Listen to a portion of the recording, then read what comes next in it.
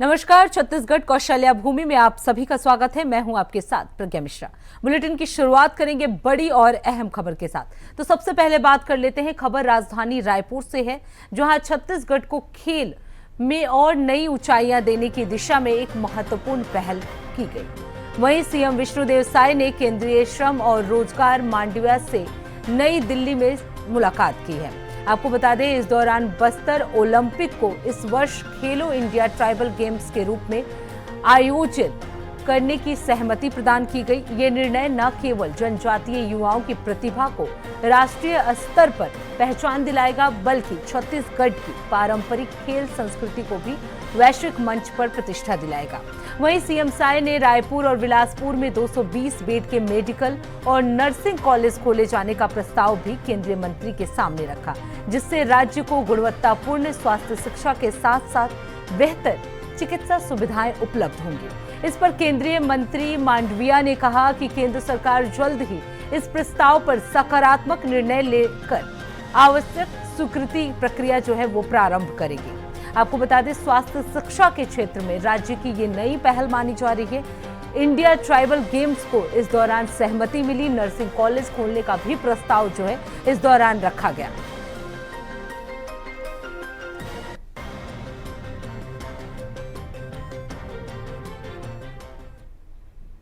अब रुक करते हैं अगली खबर की। खबर राजधानी रायपुर से है, जहां मुख्यमंत्री साय की पहल से विकास का रास्ता खुला हुआ नजर आ रहा है। आपको बता दें, इस दौरान सीएम ने केंद्रीय मंत्री नितिन गडकरी से मुलाकात कर 4 नए पुलों के भूमि पूजन करने की बात कही है। वहीं अब राज्य में 7,000 करोड़ की सड़क परियोजनाओं को जल्द ही वित्तीय स्वीकृति मिलने वाली है। वहीं सीएम के इस बैठक में केंद्रीय मंत्री ने छत्तीसगढ़ में वर्तमान में 7,000 करोड़ से ऊपर के नियोजित कार्यों की वित्तीय स्वीकृति को शीघ्र करने के लिए अधिकारियों को निर्देश दिए। इसके साथ ही केंद्रीय सड़क निधि के तहत 600 करोड़ रुपए की मंजूरी दी गई। आपको बता दें, गडकरी ने रायपुर आरंग बिलासपुर दर्री के बीच करीब 95 किलोमीटर लंबी 6 लेन सड़क के लिए डीपीआर जल्द बनाने के लिए आदेश भी दिए हैं, जो औद्योगिक, कृषि और शैक्षिक क्षेत्रों को जोड़ेगी। सीएम साय ने नितिन गडकरी से ये मुलाकात की और 4 नए पुलों का इस दौरान भूमि पूजन किए जाने का भी प्रस्ताव रखा। 600 करोड़ रुपए की मंजूरी जो है वो नितिन गडकरी की तरफ से दी गई। तो काफी अहम माना जा रहा है ये मुलाकात। दिल्ली में ये मुलाकात हुई थी। आपको बता दें, नितिन गडकरी ने ये मुलाकात की है और छत्तीसगढ़ राज्य के लिए कई अहम प्रस्ताव को मंजूरी जो है वो इस दौरान मिल गई है। 600 करोड़ रुपए की मंजूरी दी गई है। इसके साथ ही आपको बता दें, 4 नए पुलों का भूमि पूजन किया जाना है। तो सीएम साय ने नितिन गडकरी से मुलाकात की है और इस मुलाकात में कई अहम मुद्दों पर चर्चा की गई।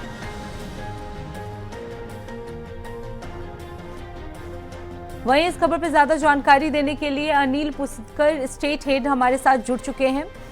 अनिल जी, सीएम साय ने नितिन गडकरी से मुलाकात की है, कितना अहम माना जा रहा है ये मुलाकात और छत्तीसगढ़ राज्य के लिए क्या कुछ सौगात नितिन गडकरी की तरफ से? देखिए, ये जो मुलाकात है बहुत अहम है और सबसे महत्वपूर्ण बात यह है कि काफी समय से जो योजनाएं अटकी हुई थी उनको मंजूरी जो है वित्तीय मंजूरी देने के लिए नितिन गडकरी ने अपने अधिकारी को निर्देशित किया गया है। क्योंकि राज्य बनने के बाद से जो इंफ्रास्ट्रक्चर है, जो सड़कों के मामले में है, वो गति बहुत धीमी थी और जो राज्य के जो प्रमुख शहर है रायपुर है, जो राजधानी, और इसके अलावा बिलासपुर जिसे संस्कार नहीं कहते हैं, वहाँ ट्रैफिक का बहुत बुरा हाल है। जो ट्रैफिक रेंगता है, चलता नहीं रेंगता है। तो ऐसे में जो 4 जो नए पुल को जो स्वीकृति मिली, मंजूरी मिली, जिनका भूमि पूजन होना है, शहर के 4 महत्वपूर्ण इलाके में है, मोआ में है, भानपुरी में है, गुड़ियारी में है और कालीबाड़ी चौक पे है। तो जहाँ पे ट्रैफिक, जहाँ सड़क पर बहुत मुश्किल होती थी, वो वहाँ पे लोगों को राहत मिलेगी और ये बड़ी उपलब्धि है। इसके अलावा रायपुर बिलासपुर एक बड़ी सड़क जो है उसको भी मंजूरी मिली है, 6 लेन सड़क है वो।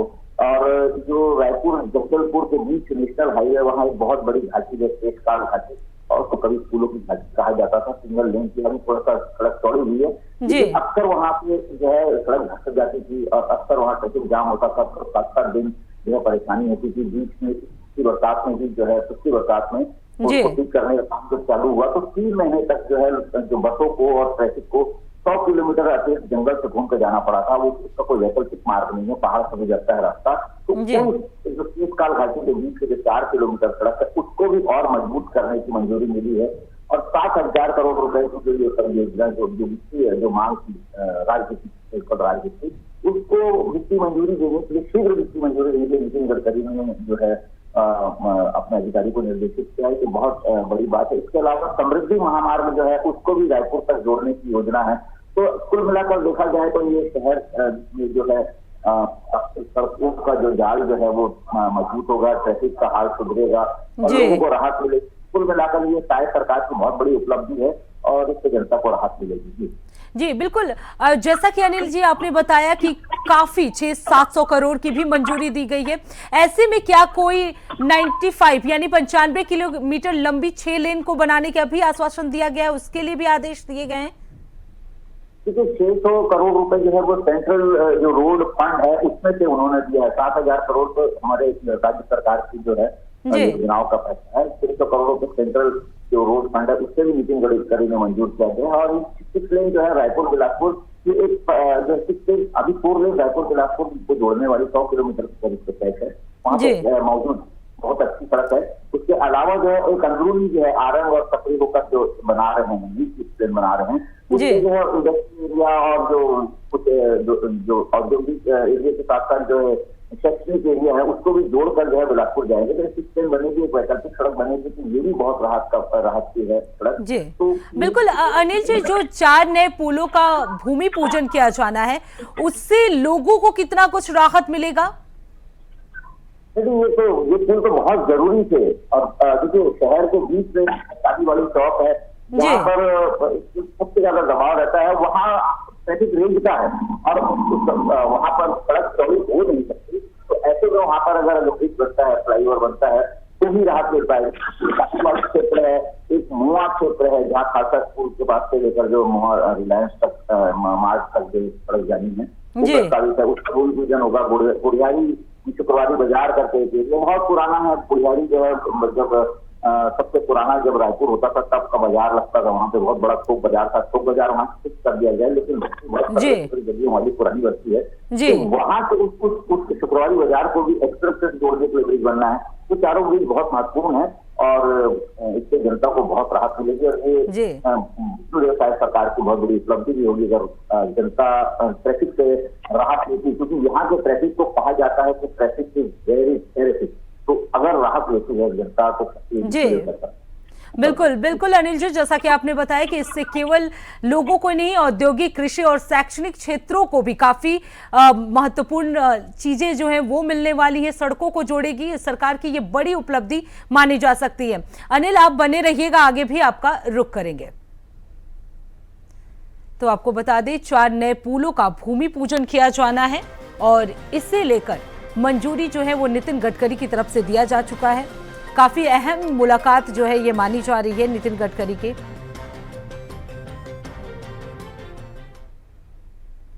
अब रुक करते हैं अगली खबर की। खबर अंबिकापुर से है जहां हाथी के हमले से 2 लोगों की मौत हो गई है। दरअसल सड़कों पर हाथी जो है वो लगातार विचरण करते हुए नजर आ रहे थे। ग्रामीणों की ओर से लगातार शिकायत भी की गई थी, लेकिन वन विभाग की ओर से कोई भी सख्त कदम नहीं उठाया गया।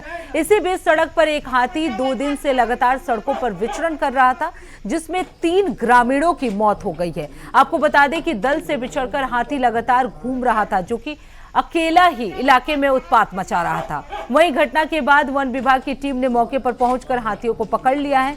हाथी के हमले से 2 लोगों की मौत हो गई है। तो आपको बता दें मौके पर पहुंची वन विभाग की टीम ने हाथी को काबू में कर लिया। वहीं इस खबर पे लगातार हमारे साथ अनिल जी हैं जो बने हुए हैं। अनिल जी, अब एक खबर ये भी सामने आई है कि हाथी के हमले से 2 लोगों की मौत हो गई है। वन विभाग का क्या कुछ कार्य रहा इस दौरान? जंगली हाथियों का उत्पात है, छत्तीसगढ़ के बहुत बड़ा सरदर्द है। और अगर इस समस्या को देखें तो पिछले 5 साल में 300 लोगों की जान हाथी ले चुके हैं। जंगली हाथी 5 सालों में 300 लोगों की जान ले चुके हैं और इसी 5 साल के दौरान जो है 90 हाथी भी मारे जा चुके हैं। उनको या तो करंट जो खेतों में बाढ़ में दौड़ाते हैं उससे मारे गए हैं, अवैध शिकार से मारे गए हैं। और आज तक जो राज्य बनने के बाद से हाथियों के उत्पात को रोकने की जितनी भी योजनाएं लागू की गई, चाहे मधुमक्खी के छापे लगे गए, मधुमक्खी से हाथी करता है, या चारा उनको जंगल में दे दिया जाए तो वो गाँव या शहर तरफ ना आए, ये सारी योजनाएं थी। उनके हाथियों के गले में कॉलर भी लगाए गए थे ताकि कॉलर से तो पता चल जाए कि हाथी की पोजीशन क्या है, लोकेशन क्या है। तो अब किसी हाथी के गले में कॉलर नहीं है, हाथी जो है वो उसको बहुत मतलब क्या कहना चाहिए, बहुत होशियार हो रही है, उसको समझ में आ जाता है कि कैसे क्या हुआ। अगर वो बाढ़ में करंट रहता तो एक बार समझ में आता, लोग दूसरी बार दूसरे रास्ते से आ जाता है।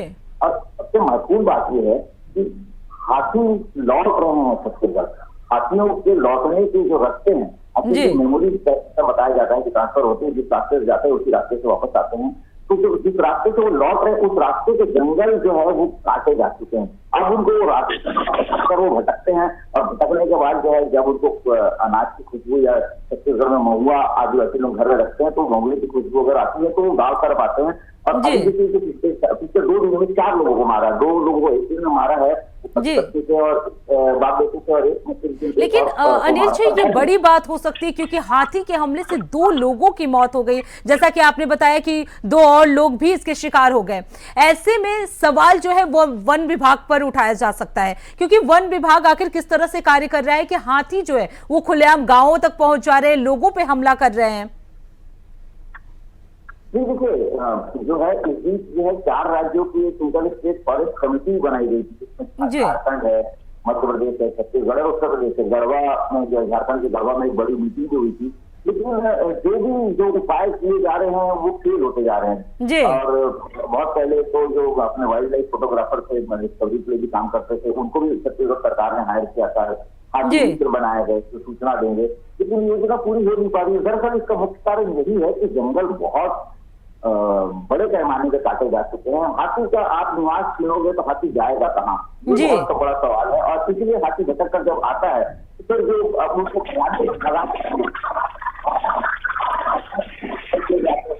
या फिर एक चलती में जाते हैं तो ऐसे में हाथी जो है वो गैर हाथी जो है वो विकसित होता है, फिर वो हमला कर देता है। फिर जब देखता है हमला करता है तो वो पीछा करता है, पता नहीं मार लेता है, मारने के बाद हाथी कंसर्न भी करता है। बहुत दुर्भाग्यजनक स्थिति है छत्तीसगढ़ में मानव हाथी द्वंद, इस पर नियंत्रण बहुत जी बिल्कुल बिल्कुल अनिल जी, इस पे नियंत्रण बेहद जरूरी है, क्योंकि जिस तरीके से जंगल काटे जा रहे हैं वो कहीं ना कहीं जो जंगली जानवर हैं उनके लिए गांवों में प्रवेश करने का एक रास्ता बनता जा रहा है। सरकार को इसका पूरा ध्यान रखना चाहिए और वन विभाग की भी पूरी जिम्मेदारी है कि वो इस तरह की घटनाएं ना हो, इसका पूरा ख्याल रखें। बहुत बहुत धन्यवाद अनिल जी इस खबर पर विस्तार से जानकारी देने के लिए। अब रुक करते हैं अगली खबर की। खबर बलरामपुर से है, जहां रिश्तों की मर्यादा तार तार होती नजर आ रही है। दरअसल यहां दूसरी शादी करने पर पहली पत्नी को करंट लगाकर मार डाला गया, वहीं हाथ पैर बांधकर बिजली तार से उसे टच कराया गया। वहीं इस घटना में पत्नी की बिजली तार के लगने से तड़प कर मौत हो गई। इस दौरान पत्नी की अर्धनग्न अवस्था में लाश मिली और वहीं आपको बता दें कि प्रताड़ित से 1.5 करोड़ रुपए की मांग की जा रही थी। आरोपी पत्नी ने पुलिस को गिरफ्तार कर लिया है। आरोपी पत्नी को पुलिस ने गिरफ्तार कर लिया है और शव को हिरासत में लेते हुए पोस्टमार्टम के लिए भेज दिया है।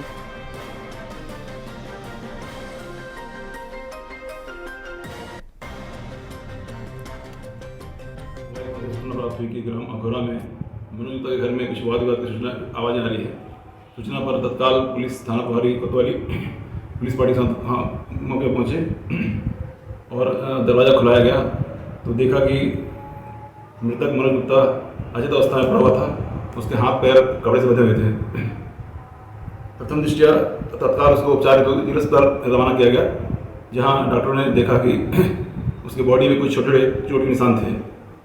डॉक्टर ने चेक करने पर उसे मृत घोषित कर दिया। तो प्रथम दृष्टया घटनास्थल पर निरीक्षण एवं प्रेसिडेंस आधार पर मामला हत्या का होना प्रतीत हुआ। थाना कोतवाली में अपराध क्रमांक 105 धारा 103 के तहत अपराध पंजीकृत किया गया। विवेचना के दौरान स्पष्ट हुआ कि मृतक की पत्नी पार्थिव गुप्ता के द्वारा ही उसके हाथ पैर को बांधकर बिजली करंट लगा हत्या किया गया है। तो आरोपियों को तत्काल गिरफ्तार किया गया है, रिमांड दिया गया है।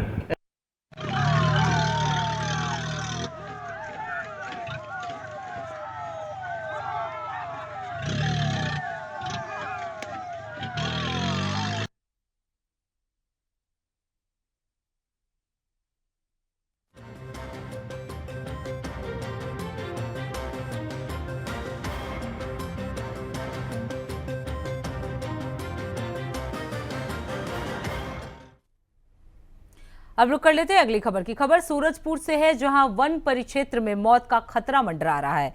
इस दौरान 3 हाथी सड़कों पर विचरण करते हुए नजर आए, जिसके बाद इलाके में दहशत का माहौल है। वहीं हाथियों को सड़कों पर टहलते हुए देखकर वन विभाग की टीम हाथियों को गांव में बाहर जंगल की तरफ भेजने की मशक्कत कर रहे हैं। इतना ही नहीं, ग्रामीणों का कहना है कि हाथियों के इस तरह के विचरण से लगातार फसलों को बर्बाद किया जा रहा है, जिसे लेकर वन विभाग की टीम भी अलर्ट हो गई है।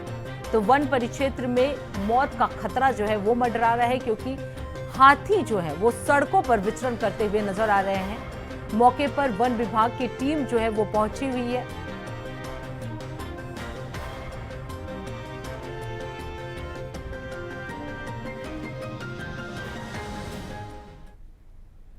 अब रुक करते हैं अगली खबर की। खबर बलौदाबाजार से है, जहां सामुदायिक स्वास्थ्य केंद्र में भर्ती 29 वर्षीय गर्भवती ने एक साथ 3 बच्चों को जन्म दिया। आमतौर पर ऐसी डिलीवरी में सर्जरी की जरूरत पड़ती है, लेकिन महिला का सामान्य प्रसव करवाया गया। नवजातों में 2 लड़के और 1 लड़की है। तीनों नवजात स्वस्थ और मां की स्थिति भी सामान्य बताई जा रही है। आपको बता दें, यह उपलब्धि सामुदायिक स्वास्थ्य सेवाओं की गुणवत्ता और टीम के समर्पण को दर्शाती है। चिकित्सा टीम ने इस जटिल प्रसव को सफलतापूर्वक संपन्न कर एक मिसाल कायम कर दी है।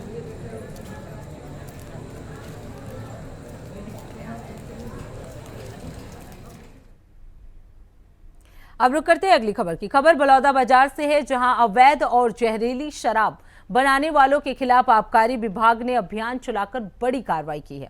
आपको बता दें, जंगलों में जहरीली शराब बनाकर गांव-गांव में बेची जाती थी, जिसके खिलाफ आबकारी विभाग ने अभियान चलाकर 145 लीटर अवैध जहरीली महुआ की शराब जब्त की है। वहीं 700 किलोग्राम महुआ का लहान नष्ट किया गया है। एक आरोपी को पुलिस ने गिरफ्तार कर लिया और बाकी आरोपी जो हैं वो पुलिस को देखकर फरार हो गए, जिनकी धरपकड़ लगातार जारी है।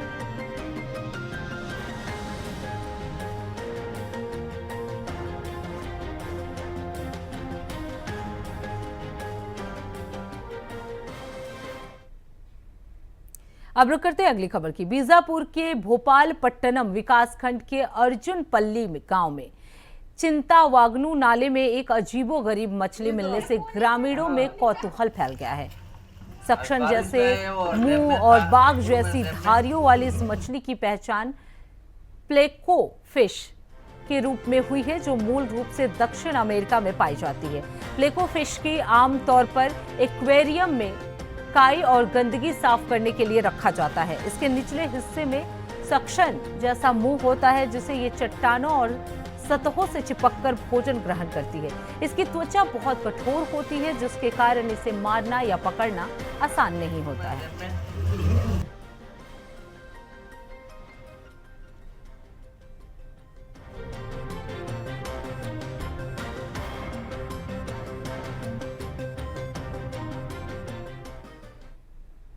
अब रुक करते हैं अगली खबर की। खबर दुर्ग से है, जहां आने वाले त्योहार के सीजन को देखते हुए खाद्य और औषधि प्रशासन विभाग द्वारा कार्रवाई जारी है।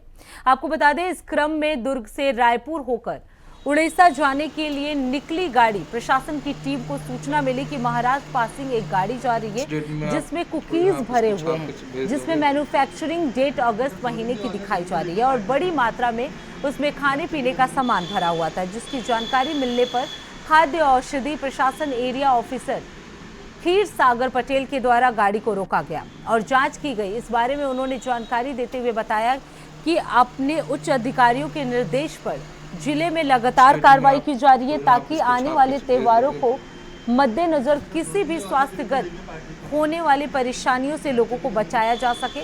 और उसी क्रम में ये कार्रवाई की गई है, जिसमें बड़ी संख्या में खाने पीने के कुकीज के सामान मिले और जिसकी सैंपलिंग करके रायपुर भेजा गया। इस मामले में गौर करने वाली बात यह है कि जितने भी उसमें बेकरी आइटम मिले अगस्त 2025 जो आज से शुरू हो रहा है, लेकिन उनकी मैन्युफैक्चरिंग डेट अगस्त 2025 ही डाली गई है, जिसके मद्देनजर ये कार्रवाई की गई।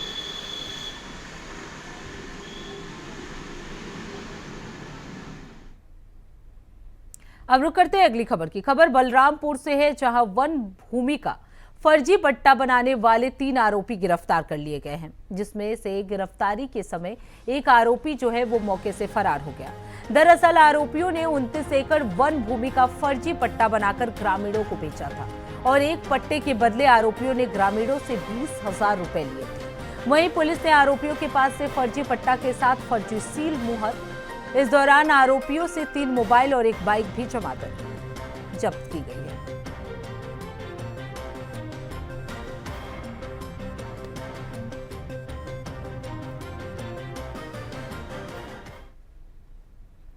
अब रुक करते हैं अगली खबर की। खबर बलौदाबाजार से है, जहां जिला प्रशासन ने पहली बार पशु मालिकों को 14,000 जुर्माना लगाया है। दरअसल मवेशियों से होने वाले नुकसान को कम करने के लिए प्रशासन की ओर से ज्वाइंट ऑपरेशन चलाकर 25 पशुओं के मालिक पर 14,000 रुपए का जुर्माना लगाया गया है। इतना ही नहीं, यदि मालिक द्वारा जुर्माना नहीं दिया गया तो पशु मालिकों के खिलाफ पशु क्रूरता अधिनियम दंड के तहत कार्रवाई की जाएगी। वहीं प्रशासन का कहना है कि पशुओं को सड़कों पर खुला ना छोड़े, क्योंकि इनसे लगातार जनहानि हो रही है। साथ ही मवेशियों के कारण सड़कों पर 146 दुर्घटनाएं हुई, जिसमें से कई लोगों की जान भी चली गई और पशुओं की भी मौत हुई है।